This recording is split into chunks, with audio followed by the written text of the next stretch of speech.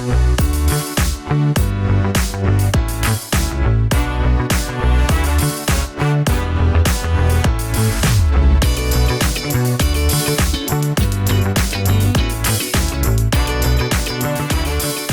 to the Hoof and Fang podcast. I'm Kirt Maz. And I'm Maz Maddox. And we're in December. Mm-hmm. We've made it. We've made it to the end of 2024. Mm-hmm. Just a few more weeks. Yeah. Yep. Wish I could be happier about that. I know. I was just thinking, I was like, I normally would be so excited because like, yeah, new year, new possibilities. But instead We don't get to be excited for 4 more years. Yeah. And then maybe. Maybe. Like, right? yeah. Optimistically. Mm-hmm. Just a bunch of bullshit to look forward to. Agreed. Oy, oy, oy, oy, oy, oy. So, so what's going on? What's going on in Mazland? I mean, nothing really. That's okay. And that's okay. It's just right now I'm just concentrating on just pushing through the holidays, making it into January for a new leg of just stuff we've got to get done. So yeah, it's a lot. Haven't been working on anything really creative. But it's starting to come back like in little bits and pieces. But yeah, I'm like in a weird, I think this is the longest I've gone without doing any type of Mazzy work for a while. Cause it's been over a month since I've tried to sit down and actually like write or like at least plan out like my plans for next year or anything. Like I haven't done any of it. I've just kind of let that be. But I think this weekend I have a goal of at least trying to like get back into the normal habit of just getting to the desk at my normal allotted times, just to get back into the habit of doing that again. And hopefully maybe by, mid-December, early January, I can at least be like chipping away at something, even if it's not something I plan on publishing. Sure. Maybe just exercising those muscles again, because now that I'm like in this job and I'm starting to relax more into the role, I'm not as frantic about everything. So it's getting there, but it's definitely weird to not be actively working. Right. But I mean, you say you're not doing anything creative. You're learning a whole new job. Yeah. That's creative. Yeah, that's true. Like you're creating a lot of neural pathways. Yeah. And so your brain can only handle so much.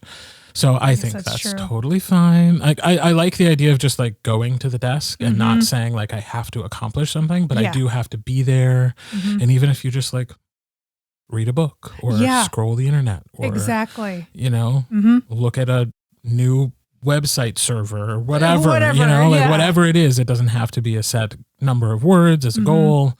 But yeah, just not getting out of the habit of like actually going and setting aside the time, which I do think is the hardest thing. For sure. Yeah. So I'm like, we'll just get baby steps, right? Just get back into just getting to the desk on the weekends or after work. I usually at like 6 o'clock or whatever, I'm like, I'm at the desk trying to do something. So I'm going to start getting back into that again. And then maybe that'll kind of jog some stuff loose. Yeah. And also I appreciate you saying like, your brain is developing new pathways and stuff, because I've been so tired. So I think that's a huge, I'm like, I just feel mentally taxed usually by the end of every single day because I'm so dialed into what I'm doing. And I think I don't think of it that way because I'm like, oh, I'm just, looking at reports and boring corporate stuff. Yeah. And so yeah, it's kind of just draining. So, but yeah, that's my life right now, is that, and also in the back of my head thinking like, oh God, I got to move soon and just all this other shit. So soon is relative. I know, soon like months, but like the anxiety of it is just kind of always present, like a crappy ghost hanging out or something. Well, maybe that can also be a part of your routine. Yeah. Get to the desk, maybe do an hour's worth of something, and then go pack something. Yeah, there you go. Just to alleviate some of that anxiety and be like, hey, look, I'm putting pack something, donate something, just start work, just go through your shit. That's a good idea. Great time to get rid of shit. Yep. Yeah, that is a good idea. So I think I will do that, actually. At least go through my closet and just be like, hey, this is just out of the way now. I don't have to worry about it. That kind of stuff. That's awesome. Christmas is coming up. Do you have shit that you could be like, this would make a great gift for somebody else, and then I don't have to move it? Yeah, that's a good idea. So see, this is working session now. This is great. Yes. Yeah. Well, I mean, it's been a while, and I don't look forward to having to move again, but I do remember that my approach was always like, start going through shit early. I would rather live in a house that's half packed for like a couple of months than have to do it all on the weekend, the Right. final weekend. Like that We don't need that. seems unsustainable. So yeah, you chip away at things. I mean, we're constantly chipping away at our fucking basement. Well, it's our plan again this winter. I swear, like every other winter, we're like, we're going to spend a weekend where we just go through everything in the basement and get rid of shit. And it's like, how do we constantly have this happening? Yeah, right. Shouldn't we have already gotten rid of the shit and then not added more shit? No? Nope. We're still finding shit to get rid of? That like with one more year, we were like, I guess we didn't really need that. So I guess, we can let it go. Right. You know? It's weird how that works too, because I've absolutely done that where I look at something, I'm like, no, I'll use that. And then I see it again after a year and I'm like, what the hell was I thinking? I didn't touch this. The last time I touched this is when I said, I'll use this, then put it back down. So dumb. I do that same thing. And like at this point though, there's also all that stuff that it's like, where would it even go? Right. Who would even want this thing that I have? And so the alternative is to throw it away. It's like, well, no, as long as we have the space for it, like it can stay, but I don't know when I'm ever going to use it. Right. It's just going to hang out. Cause I'm the same way. I don't want to throw things away. That's so wasteful. So I'll just continue to hoard it, I guess. It's just never ending cycle. Yeah. Never ending cycle. What about you? How's life? How's work? Work is good. I'm caught up, which felt nice. It felt really good last week to take the full 5 days because I finished recording on Tuesday and I stayed home Wednesday and cooked and prepped for my in-laws coming and then took the whole weekend. Great. And just didn't, I did a lot because it was Thanksgiving and we were hosting family.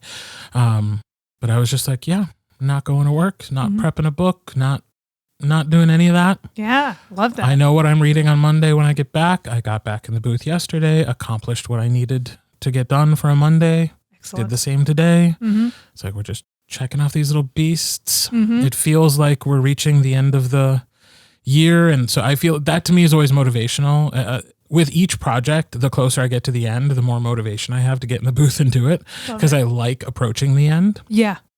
When I'm in the middle of a book, sometimes it feels like, what is this even for?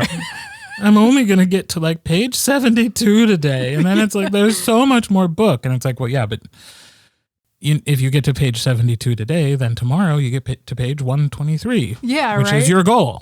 Like that's the goal you set up in advance. So yeah, it's just because the end of the year is coming. It's like every day that I get done what I need to get done means I get the full 2 weeks at the end of the year that I've been planning since January of 2024. When I was like, I'm taking the full 2 weeks and I put it in my calendar and I said out of office. And this is how it didn't matter when we were traveling or when we were doing family stuff because I wasn't working. Yeah. So I hope and pray that we can finally do that. And I can have that time and I don't have some bullshit reason to come in during those days unless I feel like it. Yeah, exactly. I'll have to come in and water the plants, but other than that. Right. Yeah, but that's more like Zen work, not like work. Right. So yeah, it's just like chipping away at it. I finished, I recorded the prequel to the extracurricular activities series last week for Nev Wilder. Awesome. So that's done and in her hands. She's listening. So as soon as that's approved, it'll go through ACX and hopefully that'll come out before the end of the year. Awesome.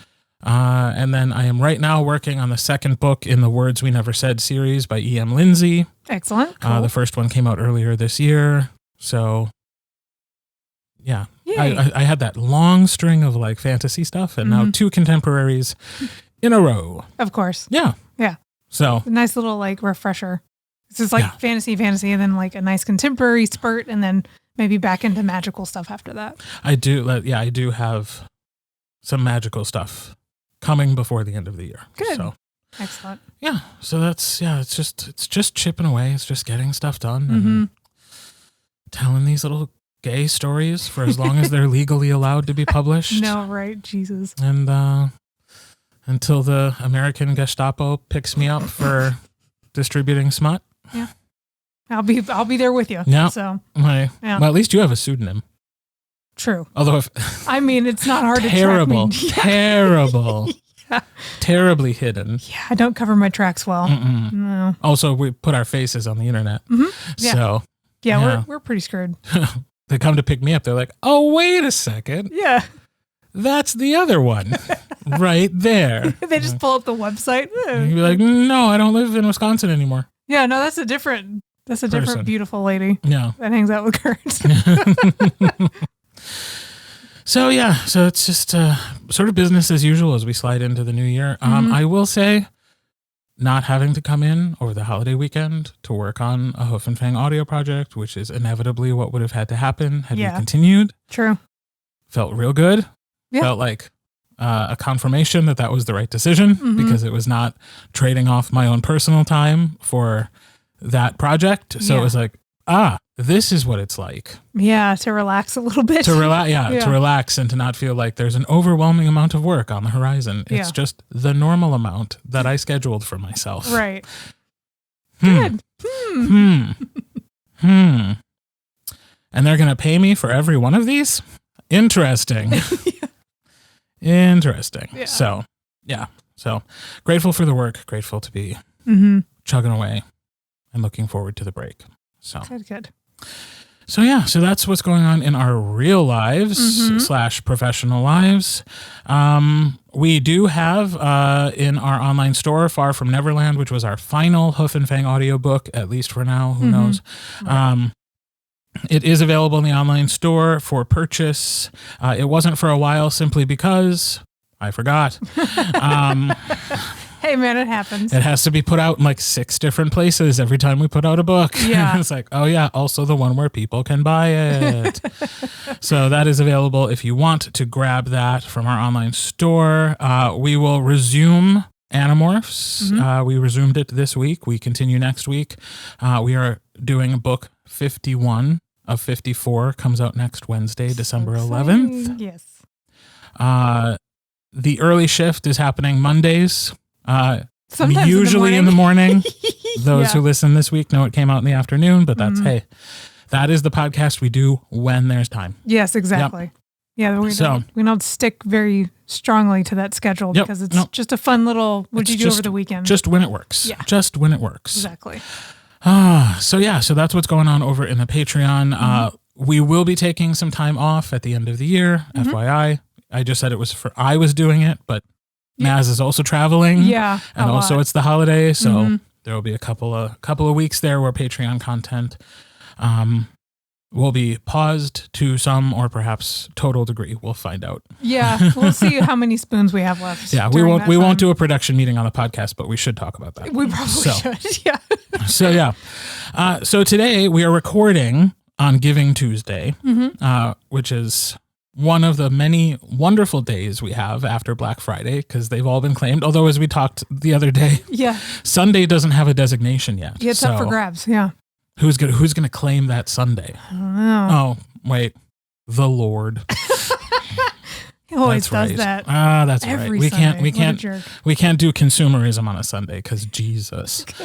But today is Giving Tuesday, and so I thought one thing we haven't talked much about, if at all, on the podcast is like what sort of charitable organizations we have been a part of, we have volunteered for, or that we support in our capacity as people who occasionally make and give away money. Yeah.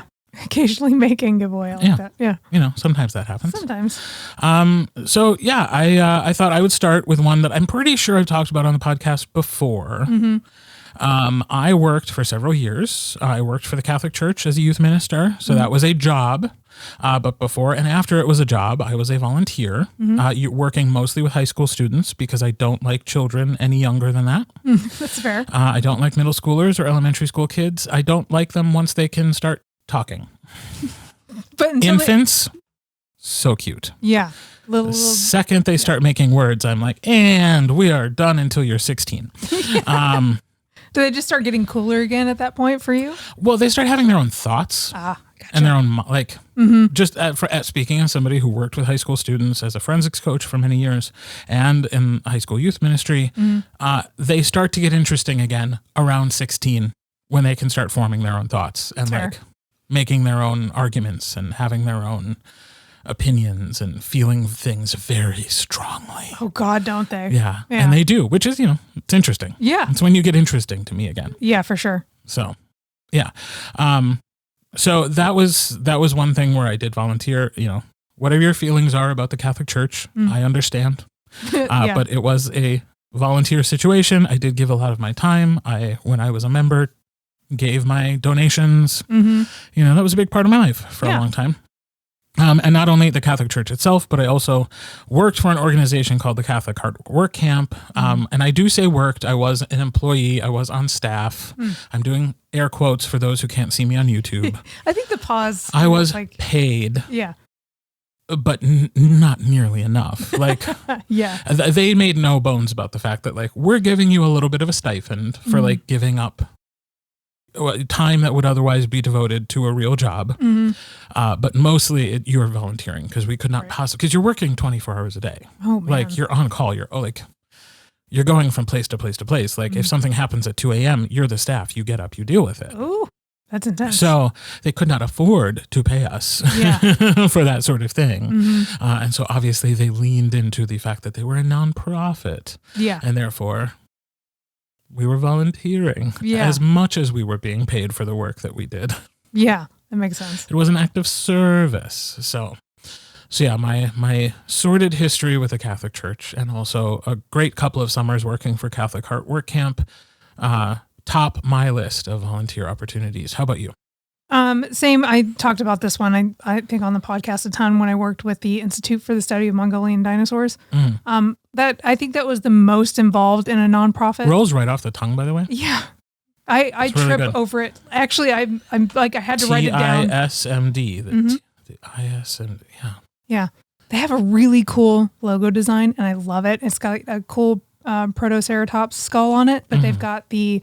I absolutely know what that is when you say Protoceratops. I'm picturing it in my head. Yeah, you got a clear picture. But they've got the Mongolian, what is it called? Cyrillic around it. And it's just super cool looking. I love it. I have a bunch of shirts that don't fit anymore, but I keep them because I love them so much. Those are some things I should probably donate. There you go. But yeah, I worked with them. I was their social media person for a while, but then I also got to go to SVP, which is the Society of Vertebrate Paleontology Conference, one year to represent them, and basically passed out flyers talking about what the good work that they were doing in Mongolia to try to help, reclaim fossils and fight black market poaching and, just bringing paleontology and education to the kids across Mongolia so they can learn about the cool paleontology in their backyard, because it just wasn't really a priority for a long time in the country. But because of the Institute for the Study of Mongolian Dinosaurs, they really pushed it. And they have a cool traveling museum bus that they take all across Mongolia to show kids fossils and stuff. That's cool. Super cool. I miss working with them. It was really awesome. So I think that was the one that was the most hands-on doing. And I wanted so bad for them to take me to Mongolia, and I just never got the chance. But I was ready to go if they asked. So yeah. So yeah, that was the one I think I've been the most dialed into, and I love it so much. Yeah. I was thinking back to the earliest days, and this one actually pisses me off now that I think about it. I think this is universal, at least in the United States. Okay. I'm sure, did they have these in Texas? You can tell me. The Salvation Army bell ringers. Okay. That's what I thought. Yeah. Most people in the U.S. are going to be familiar with the Salvation Army. It is a Christian-based charitable organization. And when I was in high school, our high school choir teacher had us sign up for times in groups of 4. Okay. To ring bells at the red kettles for the Salvation Army. Okay. Now, in hindsight, the fact that my public high school music teacher was having us sign up for times to volunteer for a Christian charity. Yes. And the thing is, looking back on it, I now know as an adult, there's no way that could have counted towards my grade.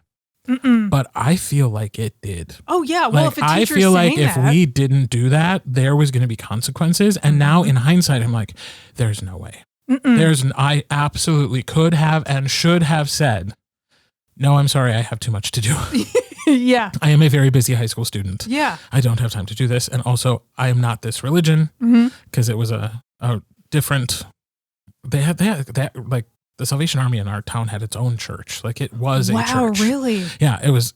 My friend Stephanie went to it, and it was like they had their own. I worked for their summer camp too for like a week because they needed a sub, so I did that when I was in high school.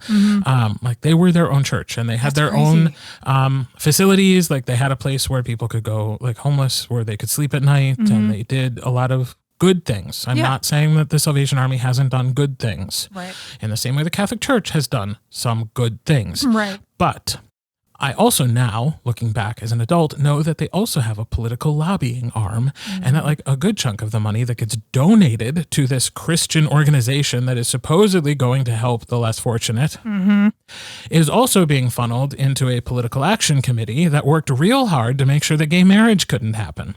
Right. And I was out by my junior year of high school. So the fact that I... a junior in high school was being made to go and sing carols and ring bells for this organization in hindsight makes me so mad. Yeah. So mad. Yeah. And I do to this day walk by those people without the tiniest bit of guilt for not contributing. And the maybe 2 times that somebody has... this and the Boy Scouts when they're selling their popcorn, when somebody tries to be like, oh, you don't want to donate? I am happy to tell them why not. Hey, I've never actually had somebody absolutely say anything. Not. I will not donate to an organization, to a charitable organization that also has a political action committee or a political lobbying arm. Yeah. Unless 100% of the proceeds of the donation go towards facilitating resources for the less fortunate, I will not donate to them. And the one time the Red Kettle person actually called me out on it and I said that, she was shooketh. Really? Yeah. Well, of course she had no idea. I can't believe that she said something to begin with. Right. Like, how self-righteous do you have to be like, excuse me, sir? Right. Why aren't you donating? Like, mind your business, ring your bell. Like, I mean, it wasn't like confrontational. It was like a very curious thing, because it was, it was like the call out of like, donate to the Salvation Army. And I said like, I don't do that. And it was like, oh, why not? Like it seemed like a genuine curiosity. Gotcha. Where I was like, I will tell you why not. Yeah. And I didn't get into the background of like having to do it in high school. Oh, but for like, sure. Yeah. I was very clear. I was like, I am a gay man, and the Salvation Army had a political lobbying committee that worked real hard to make sure that gay marriage was not allowed. Yeah. There you go. So I won't donate to them because a good chunk of the resources that they collect go elsewhere. And I don't support that. That's fair. So. Well, you helped educate that person. Yeah. So it's a good thing. So yeah, but that was... as I was thinking about charities to which I had contributed, I was like, oh yeah, that was one. Because I pretty much felt like if I didn't, I'd fail choir. Yeah, that is kind of fucked up, actually. Yeah. That should not have been in your school at all. And it was like a whole operation. We had little outfits we were supposed to wear. Wow. There were binders that we picked up and took with us if we were one of the people singing carols that weekend. Because like... there was like 4-part harmonies we were doing, and like one person had to bring the thing that you blow into that tells us the key. I don't remember. God, I haven't been in a choir in a long fucking time. I was like, what on earth are you talking about? Yes, okay, I know. There's like, the thing. Yeah, I know what it's you called. Blow into it, it gives you a note. But they made the kids bring that? Like, damn. Yeah. Okay. And we had to do it. Wow. And if you were in the show choir, you had to wear your show choir outfits. Naturally. Yeah.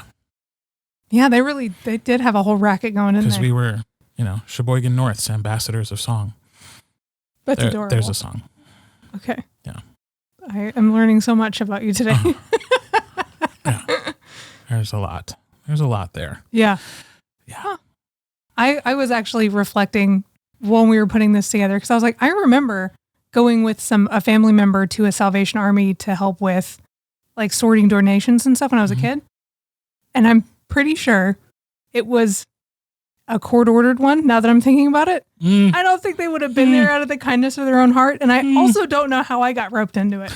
But I went and helped them sort stuff. And we also did like a Meals on Wheels situation. And now I'm definitely going to be calling my mom when I leave here and be like, hey, remember when I went with so-and-so? Yeah. Did they have to go? I feel like they had to go. I feel like they had to go. Because it was kind of like surprising when I was invited. But anyway, So I think the next one that I can say I've at least helped with, when we did Cretaceous Crushes, that big thick dinosaur anthology, one of the organizations that we got to vote on what we wanted to donate towards was the Transgender Legal Defense and Education Fund. So that was really cool. We had just a couple we had picked out, but that was like overwhelmingly the one that everybody really wanted to back, right? Because they're doing good work over there. So it was really cool to be able to be a part of that and at least be able to say I've helped in some capacity for that. Like when we were putting these lists together, I was like, I really got to start getting more involved in I think you got to pick a lane. Yeah. Because like you can definitely wipe out your emotional energy as well as your bank account. Yeah. If you're too generous with your time and or money. Yeah. I think you have to have a realistic expectation for how much you personally can give. And then I think it's a really good idea to like choose a few places. Yeah. Which should be a disclaimer for all of this, which is that like these are some places where we have been involved or like to give our money. Yeah. That does not mean there's something wrong with any of the literally millions of other places you could do a lot of good by giving your time or money. Yeah. Yeah. Big time. I mean, there's so many. And so when there used to be a like indie book award, like an romance indie book award thing that somebody ran themselves, and they had like judges that they wrangled and stuff. And the only way the entry fee was to donate to a list of charities. And the list was crazy long, but it was one that they had vetted, made sure that they were actually on the up and up. They didn't just grab a random list.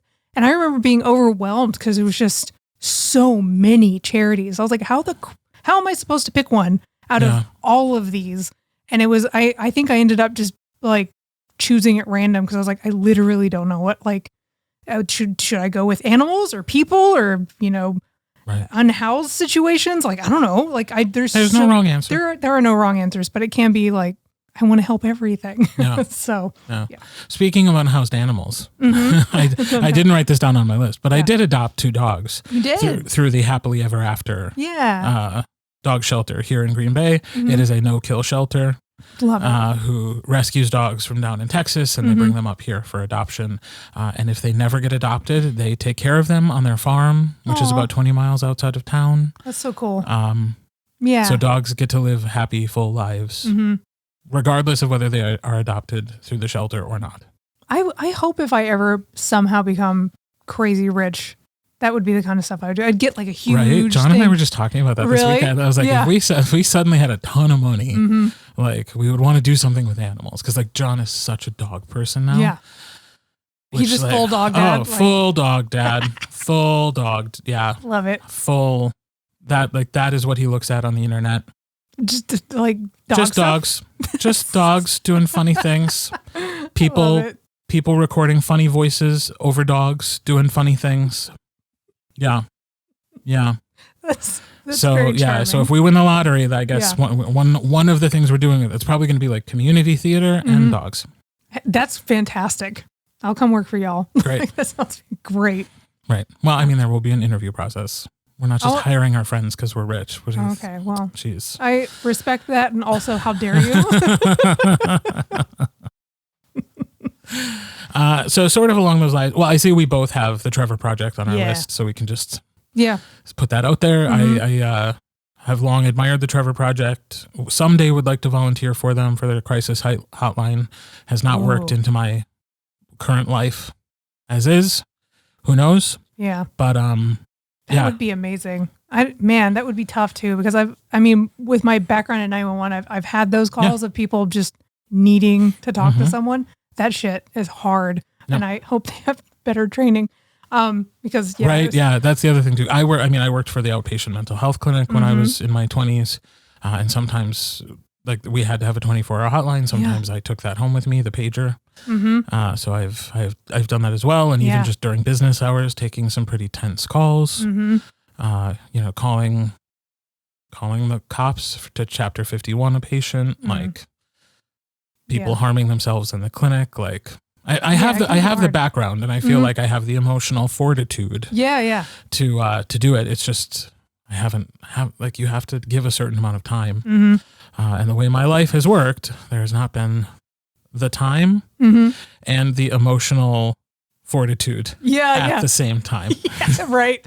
Yeah, that might be like when you retire or something kind of thing, where you just have the time and the patience and the, I don't know, the life experience to be able to talk to somebody like that. Well, and I mean, not to continue to harp on it, but like when we talk about not giving our time to something like Hoof and Fang Audio because it's not paying us back. Right. These are the other things we can consider doing with our time. Like we can give back to ourselves. We can give back to our communities. Yeah. We could maybe seek out other opportunities to raise money for charities and or just make money. Yeah. So that we can then give to charity. Like, right. It's all part of the calculus of like, is this the best use of my time? Yeah. So, So you have more.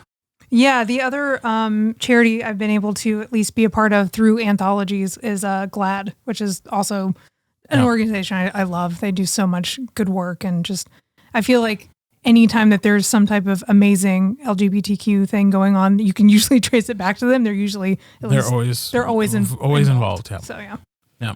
Along those lines, the ACLU. In general, specifically the Drag Defense Fund is something that I think became very important over the last few years. Yeah. With so many attacks on drag artists and accusations of grooming and trying to make what they do going into libraries and reading to children. Right. Trying to make that illegal, yeah. like harassment and assaults and all of it. It's been very important to make sure that our drag artists who are not making a lot of money. No, they're not all tricksy. You know what I mean? Yeah. Have the resources to be able to fight back when it is called for. And I think the last one I have is the Bisexual Resource Center. That's one of the ones I donated when I used to do that indie awards thing. And after the first time I just picked one at random. The second time I actually like combed through them and was like, I wanted to try to find something that was like bi-focused because I'm bi-pan. So that I love that one. It sounds like something I have in my kitchen. Bi-pan? Yeah. Yeah. Honey, can you preheat the oven and get out the bi-pan? We're making everything tonight. Yeah. But yeah, that one's pretty cool. It's just another good resource center for us bisexual disasters. Yeah. So my last one is St. Jude's Children's Hospital, who does great work providing cancer research and care to children at no cost to the families. Yeah. They are run entirely on their endowment and charitable donations. I think it's a fantastic organization. Yeah, I do love them. I keep waiting. Like, you know how like there's organizations that you believe in and then you find out there was some shitty thing that happened? I keep waiting for like, where's the shitty thing for St. Jude's? But it seems like it is really just doing fantastic work. Yeah. And so when I was younger, like they would have their like merch store, but they would have like hats and water bottles and stuff, like actually useful things. Nice. And like for several years in a row, all my friends got St. Jude's gifts for Christmas. And I was like, I'm charitable. Yeah. I love it. And now you are too. Look. So, but after a few years, I was like, I really got to stop giving them all the St. Jude's stuff because they have it. Yeah. Everyone's stocked on the swag. Yeah. That's great. So those are just a few of the organizations that we support and love. We'd love to hear from you, what you guys are volunteering for and or giving your time and money to. We really love hearing about the good works that are happening in our little corner of the internet. Yes. You can comment in our Patreon if you are a member. You can be a member for free, or you can join at one of the two levels, which at this point are both $5. Yeah.